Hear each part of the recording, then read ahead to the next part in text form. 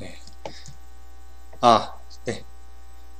네, 안녕하세요. 네, 질문 감사합니다. 네, 첫 번째 질문부터 제가 한번 답변을 드릴게요. 일단은,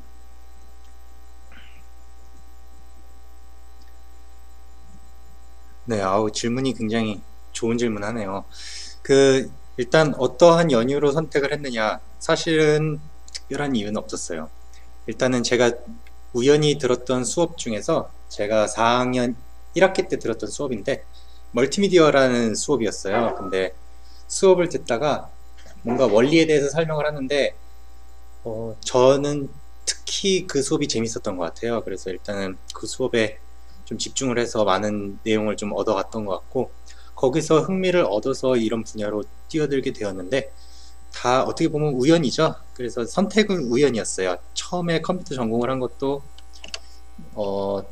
네, 별다른 이유는 없었어요. 사실 큰 소프트웨어에 큰 꿈이 있다 이런 생각을 갖지는 않았고 그냥 과학이 좋고 수학이 좋고 이런 상태에서 그 당시에 전자공학, 기계공학, 컴퓨터공학 이 세 가지로 많이 친구들이 진학을 했는데 저랑 제일 친한 친구가 컴퓨터공학과로 가겠다고 그랬어요. 그래서 저도 컴퓨터를 전공하면 좋겠다 해서 그쪽으로 갔고요. 그래서 멀티미디어도 우연찮은 기회에 전공을 하게 됐고 그래서 그 멀티미디어 분야 관심이 있어서 해당 연구실에 찾아갔어요. 교수님한테. 그래서 관심 있다, 연구를 계속 해보고 싶다. 그래서 또 공부를 하다 보니까 갑자기 아까 말했던 딥러닝, 인공지능 혁명 이런 거 나왔었죠. 세상이 막 급변하는 거예요. 그래서 제가 학부 때 배웠던 지식들이 생각보다 많이 크게 중요하지 않은 지식이 되어버린 거예요. 그래서 그런 지식을 이제 제가 석박사를 받는 동안에 겪었어요. 이렇게 세상이 급변하는 것을. 그래서 네, 어려움을 좀 겪을 수가 있죠. 사실 제 동료들이나 동기들은 굉장히 많이 어려움을 겪었어요. 또 제 지도 교수님도 겪었어요, 어려움을. 왜냐하면 저는 이제 새로 처음부터 공부를 해나가는 학생 입장이었기 때문에 분야가 좀 바뀌고 기술이 바뀌어도 공부를 하면 되는데 지도 교수님은 나이가 50살에 가까우셨는데 50살이 넘으셨죠. 그 당시에 50살이 넘으셨었는데 기술이 막 이렇게 바뀌는 거를 따라가질 못하셨어요. 그래서 학생 도움을 많이 받으셨죠. 그래서 이런 기술들을 이렇게 되는 거고 하는데 참 패러다임도 계속 바뀌다 보니까 많이 고생하셨던 것 같아요. 그래서 저도 이제 그래도 제가 했던 우연치 않게 시작을 했지만 제가 했던 분야에서 많이 흥미를 느껴서 지금 이 자리까지 오게 됐는데 이 분야 하면서 사실 저 같은 경우는 자기 전에 1시간씩 공부를 해요. 따로. 그래서 매거진이나 좀 인공지능 관련 매체나 요즘에 커뮤니티가 발달돼 있어요. 그래서 이렇게 바뀌는 연구 분야 또 올해는 또 어떤 기술이 나와서 뭐가 어떤 거를 써야 되고 막 이런 기술들이 나오는 거를 자기 전에 1시간씩 공부를 하고 잡니다. 근데 이게 막 재미없는 공부를 하는 게 아니라 정말 진짜 호기심이 있어요. 그냥 궁금해요. 또 이번엔 또 어떤 새로운 것들이 나왔을까? 마치 여러분들이 신상품이 나왔을 때 어떤 신상품이 나왔을까 궁금하잖아요. 그런 것처럼 또 어떤 인공지능 기술이 나왔을까 그런 것들이 궁금해서 따라가고 있는데 이게 재미가 붙으니까 그리고 익숙해지니까 계속 따라갈 만한 것 같아요. 근데 만약 이런 흐름이 끊기게 되면 저도 이제 제 지도 교수님이 겪었던 것처럼 큰 어려움을 겪게 될 가능성이 높다고 생각을 합니다. 그래서 일단 저는 되는 데까지는 계속 따라가 보려고 노력을 하려고요. 네, 그리고 첫 번째 이다은 학생 질문은 여기까지 하려고 하고요. 두 번째 학생 권현지 학생 같은 경우에도 굉장히 좋은 질문을 했는데 사실은 이게 사실 나온 지 얼마 안 된 기술이에요. 그래서 세상이 정말 급변하고 있고 지금 우리가 갖고 있는 시스템이나 규제들이 이것을 못 따라가는 경우가 상당히 많습니다. 근데 일반적으로 우리가 받아들일 때는 서비스를 이것도 서비스가 개발한 기업과 사용한 기업 네, 서비스를 개발한 기업 쪽에서 책임을 지는 방향으로 가지 않을까 저는 생각을 합니다. 그래서 네, 왜냐하면 사실 서비스의 안정성 아까도 말했지만 완벽하지 않다고 했잖아요. 사실 그 안정성을 높여서 사실은 인공지능 기술을 하는 기업이 굉장히 많아요. 세계에 수천 수만 기업들이 하고 있는데 그 기업 중에서 내 서비스를 선택하기 위해서는 그 기업은 내 서비스를 사용했을 때 발생하는 피해 보상을 완벽하게 해준다고 하지 않는 이상 살아남기 힘들 거예요. 그래서 꼭 규제가 그렇지 않더라도 자연스럽게 기업이 서비스를 제공하는 서비스를 제공하고 그 기술을 만드는 회사가 모든 것을 책임지는 방향으로 가지 않을까 생각을 합니다. 그리고 제가 들었던 사례도 대부분 서비스를 제공하고 기술을 만든 기업에서 다 책임을 졌어요.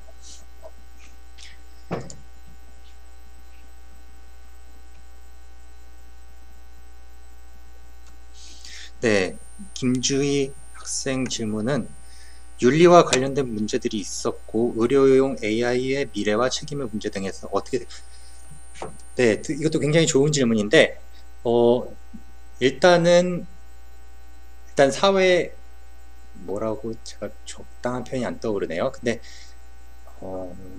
일단 분위기상 인공지능한테 100% 맡기는 분위기로 넘어가려면 아직은 시간이 좀 많이 걸릴 거라고 생각을 해요.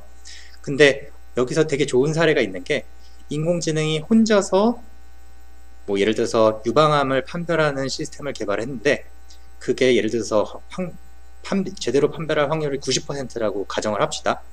그리고 영상의학 전공의가 판별을 할 확률이 뭐 예를 들어서 89%라고 합시다. 그래서 지금 현재 인공지능이 영상의학과 전문의보다 성능이 좋아요. 판별 능력이. 하지만 여기서 더 나아가서 인공지능이 잘 보는 영역이 있고 영상의학과 교수가 잘 놓치는 부분이 있기 때문에 그 둘이서 동시에 판정을 해봤어요. 그래서 인공지능이 먼저 판정을 하고 그 분석 결과를 여러 가지를 조합을 해서 최종적으로 전문의가 판별하는 형태로 진행을 했더니 정확도가 아까 89, 90이라고 했는데 한 95%까지 올라갔어요. 그래서 인공지능이 어디까지나 사람을 완전히 대체하는 게 아니라 보조하는 수단으로서 지금은 활용이 되고 있고 그런 기술들을 전문의가 판단하는 수단으로서 쓰게 되는 거죠. 그래서 제가 꼭 그런 것뿐만이 아니라 저도 병원에 가서 이것저것 진단을 받게 되면 요즘에도 보조 시스템이 많은 것 같아요. 그래서 초음파를 해도 알아서 이렇게 가이드가 가기도 하고 뭐 아니면 산부인과에서도 초음파나 이런 안쪽에 이제 이상한 신호를 보려고 했을 때도 가이드가 나오잖아요. 그게 조금 더 진보되었다라는 관점으로 보셔도 될 것 같아요. 그래서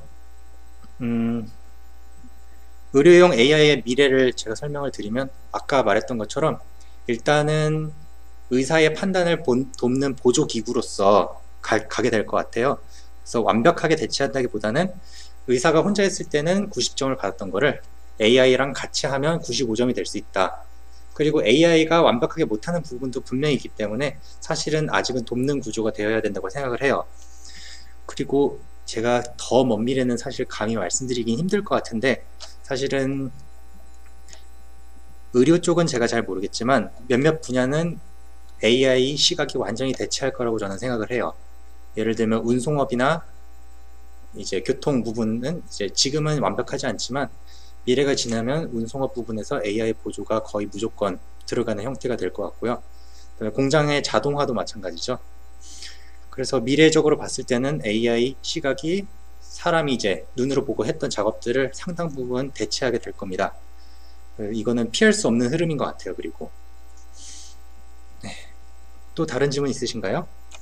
문제 혹시 질문 답변 더 보강 설명 원하면 말씀하세요.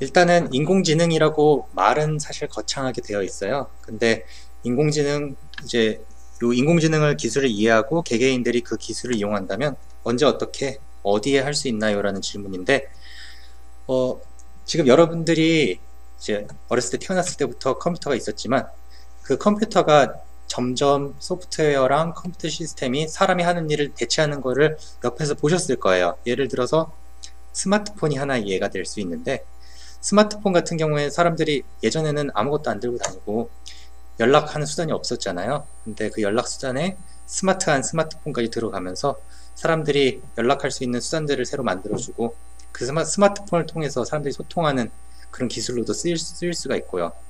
그래서 인공지능도 마찬가지로 사람이 할 수 있는 어떤 일들을 하나하나 다 대체를 해나간다고 생각을 해요. 그래서 언제 어떻게 어디에 할 수 있나요? 어느 정도 디테일을 제가 설명해 드려야 될까요? 예를 들면 가장 많이 쓰였던 분야, 그리고 가장 각광을 받는 분야가 아까 말했던 의료 서비스나 자율주행 자동차, 아니면 방범 CCTV, 아니면 사용자 인증, 이런 쪽이에요. 그래서 CCTV를 예를 들면 뭐 범죄가 발생했을 때 이거에 대해서는 여러 가지 윤리적 이슈가 있겠지만, 지금 전국은 사실 CCTV가 다 깔려 있다고 봐도 무방할 정도로 CCTV가 많아요. 근데 뭔가 범죄가 발생했다거나 무언가를 추적해야 되는 경우 사람의 인력으로 그걸 추적하는 게 거의 불가능에 가깝습니다. 그래서 실제로 경찰 한 명이 CCTV 100개를 하루 종일 볼 수는 없어요. 사실 인공지능 시각이 그를 대체할 수가 있겠죠. 어떤 사람을 찾아라 하고 주민등록증이랑 정보를 주고 AI가 그 CCTV 밭을 뒤져서 그 사람을 찾아내러 가는 거예요. 그래서 백사장에서 반을 찾는 것처럼 어려운 일인데 AI는 그런 노가다를 충분히 해줄 수 있기 때문에 그런 것들을 해결해주는 방안으로도 쓰일 수가 있고요. 운전도 마찬가지죠. 컴퓨터 시각으로 운전자를 대체할 수가 있는 거예요, 나중에는. 그래서 결국에는 사람이 운전대에 손을 안 올리고 앞도 바라보지 않고 알아서 운전을 해서, 그럼 운송업이나 대중교통 이런 것도 마찬가지죠. 나중에는 로봇 택시, 실제로 미국에서는 로봇 택시가 지금 다니고 있어요. 미국의 구글에서 나온 웨이모 구글 택시 서비스가 지금 사람이 그냥 빈 택시에 타면 알아서 목적지까지 가는 서비스가 몇몇 도시에서 이루어지고 있습니다. 그런 식으로 현재도 지금 사용되고 있는 기술이 많고요. 또 하나 대표적인 예는 공장에서 어떤 물건을 만들었어요. 예를 들어서 쿠키를 만드는 공장인데 잘못된 쿠키를 찾아야 돼요. 잘못 만들다가 부서진 쿠키를 찾아야 되는데, 지금은 공장에서 사람들이 그걸 눈으로 보면서, 혹은 기기가 무게를 측정을 하면서 하기도 하지만, 사람들이 결국에는 끝엔 사람들이 골라내는 작업을 하고 있어요. 그것도 아까 말했던 컴퓨터 시각을 가진 인공지능이 대체할 수 있는 일이죠. 그리고 현재도 계속 대체가 진행되고 있고요.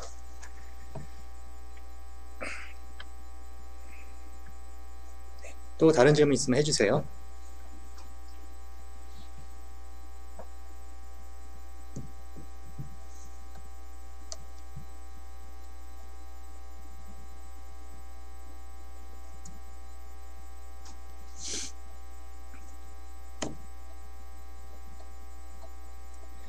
네, 일단 박서영 학생 질문부터 답변을 드릴게요.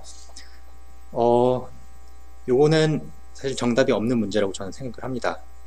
사회 규범에 따라서 다를 수도 있고요. 사생활 침해를 어느 정도까지 규정을 하느냐에 따라서 문제가 되는 정도도 다를 것 같아요.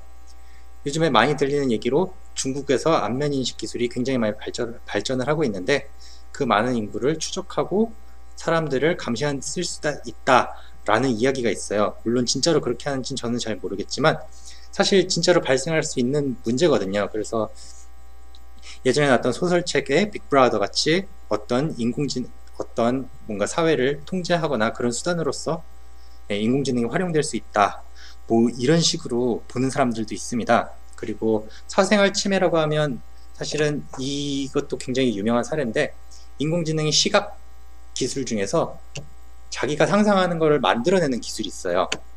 그래서 인공지능이 상상하는, 예를 들어서 어떤 사람의 동영상을 주고 오바마가 강연하는 영상을 만들어라고 시키면 인공지능이 만들어요, 똑같이. 그래서 그 예시는 제가 오늘 담진 않았는데, 딥페이크 기술이라고 해서 영상인데 실제로 존재하지 않는 영상을 만들 수가 있는 기술입니다. 그래서 사실 그게 예전에는 유명 정치인이나 이런 거짓된 프로파간다를 퍼뜨리는 데 사용될 거라고 사람들이 우려를 했는데, 이런 가짜 영상이 실제로 많이 나오는 부작용 중 하나가 딥페이크를 이용하는 포르노예요. 그래서 유명 연예인들이나 아니면 셀러브리티들이 실제로 찍지 않은 포르노를 존재하는 것처럼 인공지능이 합성해서 만드는, 그렇게 악용하는 사례도 나오고 있습니다. 그래서 이러한 문제는 지금 첫 번째로 딥페이크를 만든 기술자들이 또 이걸 어떻게 방어할 것이냐에 대해서도 많이 연구를 하고 있어요. 하지만 이거를 아시겠지만 이 사생활 침해나 이런 자료들이 많아짐에 따라서 이걸 완벽히 차단하는 게 사실 쉽지가 않아요. 이런 부작용에 대해서는 우리가 계속 앞으로도 고민해 봐야 될 사안인 것 같습니다. 그래서 일단 기술적으로 발견하는 게 가능하기는 합니다. 그래서 그거를 또 발견 못하게 하기 위해서도 계속 연구를 하고 있고, 발견을 하려는 사람도 계속 연구를 하고 있죠. 네, 유팔무 교수님 질문은 이제 사람들이 이용 가능하다. 네, 맞습니다. 그래서 이것도 사실은 기술의 민주화랄까요? 그런 측면에서 바라보는 사람들이, 왜냐하면 소프트웨어도 마찬가지로 우리의 물자와 다르게 무한히 복제가 가능합니다. 소프트웨어가. 그래서 그냥 소프트웨어를 단순히, 예전의 물건 같은 경우에는 금 같은 걸 예를 들죠. 금은 복사할 수가 없어요. 근데 자기가 엄청 어렵게 만든 소프트웨어는 사실 그냥 코드를 복사하면 끝인 거예요. 디지털 정보를. 그래서 복사가 쉽기 때문에 그런 코드의 저작권이나 이 정보를 누가 갖고 있느냐, 이런 거에 대한 이슈가 참 많았습니다. 그리고 또 하나, 그런 코드를 모두가 같이 만들었는데 이것을 독점하는 게 옳은 것이냐, 이런 거에 대한 이슈도 있어요. 그래서 예전에 마이크로소프트가 윈도우를 만들면서 돈을 버는 거에 대한 비판도 있었고, 또 하나는 최근에 일어난 일인데, 오픈 AI라고 해서 AI를 공개된 모든 사람에게 이롭게 하자라는 커뮤니티로 출범한 오픈 AI라는 그런 그룹이 있는데, 그 그룹에서 나온 결과물을 마이크로소프트가 독점하기로 한 것이 있었습니다. 그래서 어떤 문장을 요약하고 막 소설을 쓰고 이런 굉장히 똑똑한 글을 쓰는 AI였는데, 그 서비스를 마이크로소프트가 독점을 하기로 해서 이것에 대해서도 많은 비판이 있었죠. 그래서 기술들이 발전함에 따라서 이것들이 사실 복사가 쉽고 모든 사람이 이용할 수 있는 방향으로 가기도 하지만, 어떤 측면에서는 사실 이 기술을 만들기 위해서 투자한 것들이 많았기 때문에 그 기술을 우리가 내부적으로 코드를 공개를 안 한다던가 독점을 해갖고 그 기술을 사용할 수 있는 사람들도 나올 수 있다고 생각을 합니다.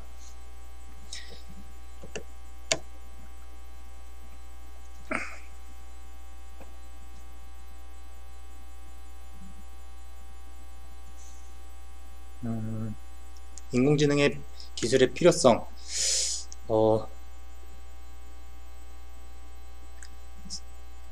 사실 여러분들이 눈으로 보고 하는 모든 행동을 아까 말했던 인공지능 시각이 다 대체를 하는 게 목표예요. 결국에는 사람이 할 수 있는 모든 일을 인공지능이 할 수 있게 될 거예요. 결국에는.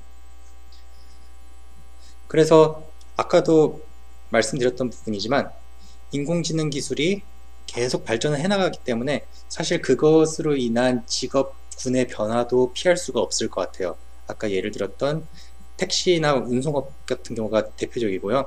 그뿐만 아니라 나중에는 이제 의사의 일정 부분, 수술을 인공지능이 더 잘할 수도 있게 될 수도 있을 것 같고요. 아니면 뭐 출판업이나 아니면 공장에서 일하는 자동화 시스템이나, 아무튼 사람이 눈으로 보고 뭔가 행동을 취하는 모든 것을 대체한다고 합니다. 논리력도 인정이 됐죠, 지금. 예를 들어서 바둑판을 보고 바둑을 두는 알파고가 이세돌 구단을 아주 압도적으로 이기지 않았습니까? 그리고 지금 이세돌 구단이 아니라 지금 전 세계에 존재하는 어떤 바둑 기사도 지금 알파고를 이길 수가 없어요.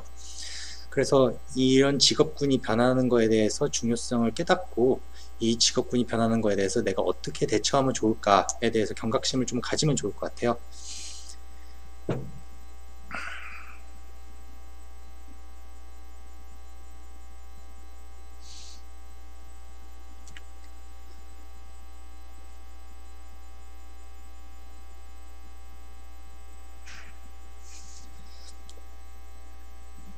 네, 저는 사실 인간의 일을 대체하는 AI를 제 개인적으로는 찬성하는 입장입니다.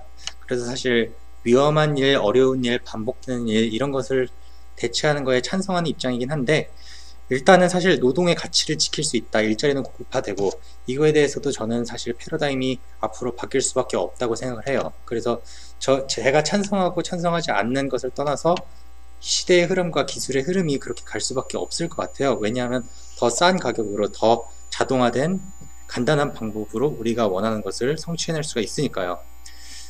저도 사실은 그거에 대해서 비전이 특별하게 있지는 않아요. 그게 좀 아쉬운 방향이긴 한데, 오히려 사람들이 서비스나 엔터테인먼트 그런 쪽으로, 사실은 사람의 창의력 부분은 기계가 완전히 대체할 수 없다고 생각을 하거든요. 그래서 그런 부분에서 인간이 좀 더 특화돼 갖고 이제 그런 부분을 대체하지 못하는 부분에서 사람들이 활약하지 않을까 생각을 하고 있습니다.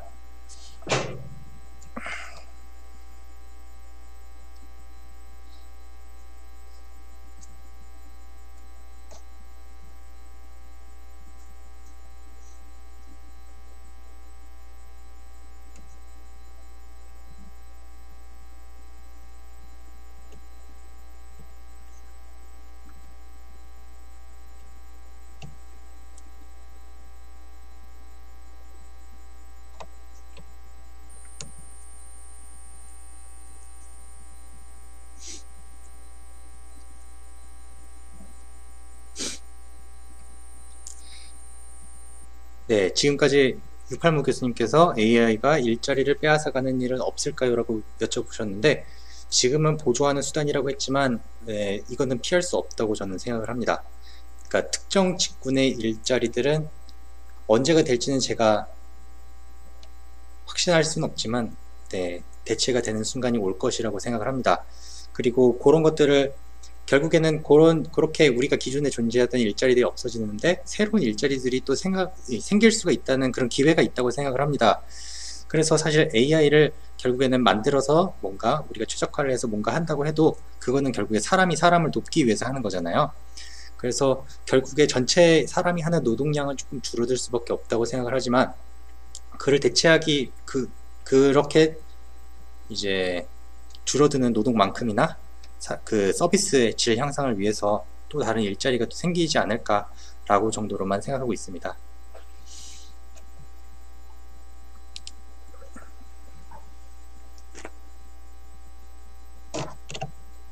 사실 이 부분은 굉장히 현재도 논의가 많은 부분입니다. 그리고 사람들마다 굉장히 다양한 생각을 갖고 있는데 시대의 흐름이라는 측면에서 저는 이제 피할 수 없는 부분은 일정 부분 있다고 생각을 하는 편이고요. 제가 찬성하고 찬성하지 않는 거와는 상관없이 일어날 일이라고 생각을 하고 있습니다. 예를 들면 제가 어렸을 때는 집마다 백과사전이 무조건 꼽혀 있어야 됐어요. 그래서 백과사전을 보면서 뭔가를 찾는데 그리고 도서관에서도 뭔가 책을 찾아주고 정리하고 이런 과정이 있는데 실제로 물리적인 책을 정리하는 사수들만 남고 책을 검색하고 하는 것들은 다 컴퓨터가 대체를 했잖아요. 그리고 요즘에는 이제 젊은 세대는 이제 백과사전을 안 봐요. 구글에다가 핸드폰으로 검색만 하면 모든 거가 나오기 때문에 그런 검색하는 뭔가 정보를 찾아주는 일도 지금 결국에 완전히 컴퓨터 인공지능이 대체한 시점이죠. 그래서 예전 같은 경우에는 또 교수님한테 물어보면 모든 걸 다 아는 것 같았어요. 교수님 머리가 백과사전인 것 같고 그 지식을 머릿속에 담고 있는 사람이 전문가라고 대접을 받았는데 요즘에는 어린아이도 그 질문을 구글에 검색하면 전문가처럼 대답을 할 수가 있어요. 그래서 그런 정보를 머릿속에 갖고 있느냐, 그것의 가치가 어떻게 되느냐에 대한 관점도 좀 바뀌고 있는 거라고 생각을 합니다.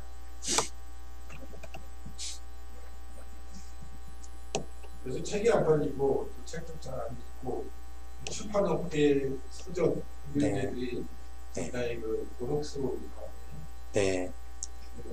그래서 이게 패러다임이 바뀌고 있는 상황이기 때문에 그래서 어떤 사람은 그렇게 말을 하고 있습니다. 그래서 사실은 문자라는 체계는 우리가 뭔가를 시각하기 위한 수단에 불과했고 지금은 유튜브라는 시각화 매체가 완벽하게 존재하기 때문에 더 이상 책을 읽을 필요가 없고 문자 체계를 사람이 읽을 필요가 없다. 오히려 동영상을 직관적으로 받아들일 수 있는 그런 체계가 필요하다. 그래서 뭐 그렇게 말하는 사람도 있습니다. 심지어. 제가 대학 졸업한 후에 그 중앙일보 기자를 했는데 예. 소랑의 담배 피던 시절이죠. 네. 근데 그때는 원고를 교정하는 교정부에 한 10여 명이 있었습니다. 그래서 이 원고지에다가 기사를 써가지고 이제 보내면 그걸 교정부에서 빨간 볼펜으로 이제 다 고쳐서 주고 뭐 이렇게 했는데 지금은 이제 뭐 컴퓨터에서 옷자 다 잡아요. 네. 그래서 교정부가 다 없어집니다. 네. 그 이외에도 없어진다 얘기하고 네. 그 생각이 납니다. 자, 어느 청각학부 학생이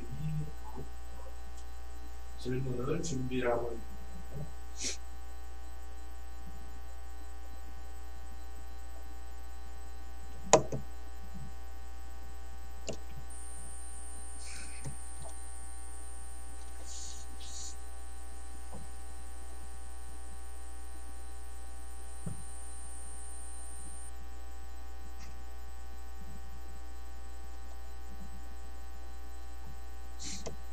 네. 앞으로 인공지능이 인간의 일을 빼앗게 된다면 어떠한 방법으로 해결해 나가야 된다고 생각하는지 참 어려운 질문입니다. 그리고 제 개인 사견이 조금 있긴 해요. 이에 대해서는. 사실은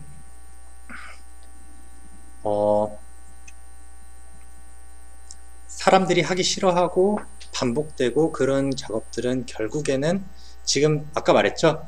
인공 컴퓨터 시각이 2012년까지 해결이 못하고 있다가 지금 이제 해결되기 시작했다고요. 그러니까 이제 시작된 거예요. 지금 사실 컴퓨터가 지금까지도 계속 뭐 직업을 대체하고 있었지만 제대로 시작을 못하고 있었던 거예요. 눈이 없었기 때문에. 근데 2012년부터 지금 급속도로 세상이 바뀌고 있어요. 그래서 사람들이 싫어하고 반복적이고 사람보다 잘할 수 있는 부분은 분명히 다 보조가 되거나 대체될 운명을 피하기 힘들 거라고 저는 생각을 하고요. 그리고 그래서 사람들이 그럼 앞으로는 뭘 하고 살아야 되냐에 대해서는 제 개인적인 사견으로는 요즘 21세기에는 잘 노는 학생이 잘 벌고 잘 먹고 산다라는 얘기가 있어요. 그래서 뭔가 사람을 이해할 줄 알아서 그게 노는 형태가 됐고 사람을 이용하거나 사람을 관리하거나 이런 쪽이 될 수도 있고요. 어쨌든 우리가 사회 속에서 사람이 컴퓨터랑 이제 같이 살게 되게 될 텐데 여러 가지 측면에서 인간적인 측면으로 우리가 많이 봐야 될 것 같아요. 그래서 아까 논다는 얘기를 했었는데 예를 들어서 우리 주변에서 우리 또래 중에서 가장 돈을 잘 버는 사람이 누굴 것 같아요? 지금 뭐 머리가 아주 뛰어나서 공부를 잘해서 아니면 뭐 운이 좋아서 아니면 물려받은 게 많아서 뭐 이런 사람도 있겠지만 사실 우리 주변에 스트리밍 서비스 지금 유튜브나 각종 플랫폼에서 스트리밍 서비스를 하면서 돈을 버는 사람들이 생각보다 굉장히 많아요. 그리고 그 시장이 앞으로도 계속 커지고 있고요. 그게 지식 전달이 됐든 엔터테인먼트가 됐든 그런 쪽으로도 많이 발전을 하고 있고 결국엔 사람은 사람끼리 소통을 하면서 재미를 느끼고 그 삶의 그런 것들을 느끼기 때문에 그런 쪽으로 이제 인간들이 뭐 어떻게 표현을 해야 될까요? 네, 그런 쪽으로 좀 사회가 좀 바뀌어 나가지 않을까, 사회 구조가 좀 바뀌지 않을까 그런 생각도 좀 갖고 있고요. 그래서 참 어려운 질문인 것 같아요. 예를 들어서 정말 단순 노동 직종에 일하고 있는 사람이 정말 많은데 그 사람들이 결국에는 제가 살아있는 동안은 아닐지도 모르겠지만 제 다음 세대나 다다음 세대는 완전히 대체가 되게 된다면 그 사회는 어떻게 될 것인가에 대해서 여러분들도 한번 고민해 보시는 게 좋을 것 같아요.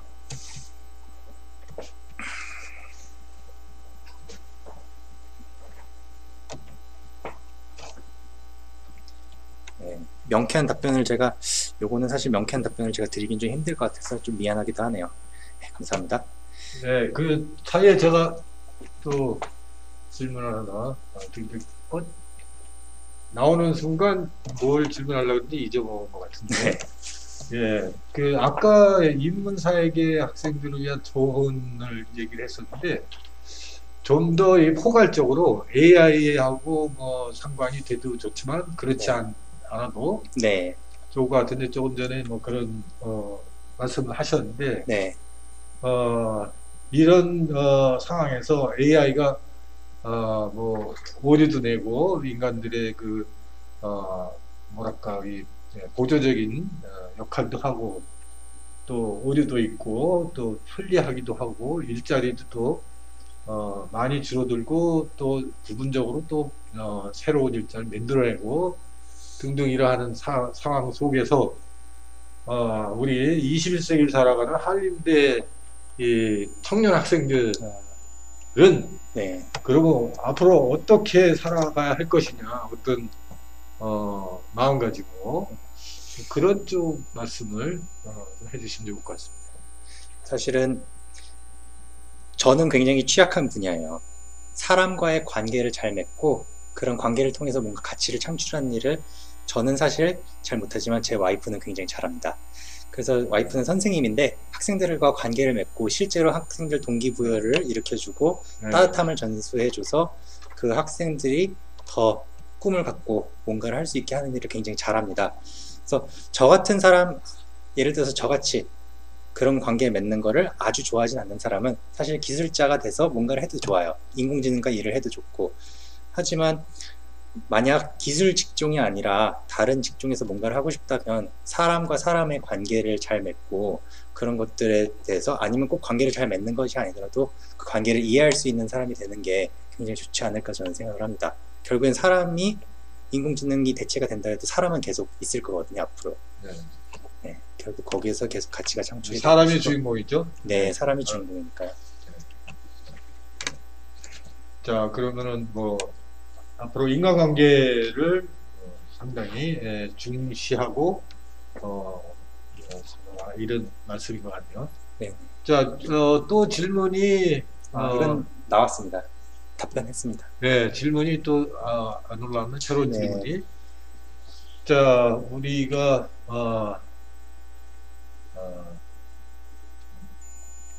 뭐 이것으로 조금 약간 시간을 많이 이제 절약을 해 주셔서 강연도 약간 일찍 끝나고 질의응답도 한 3, 40분 정도로 한 것 같습니다. 자, 수고 많으셨습니다. 감사합니다. 감사합니다.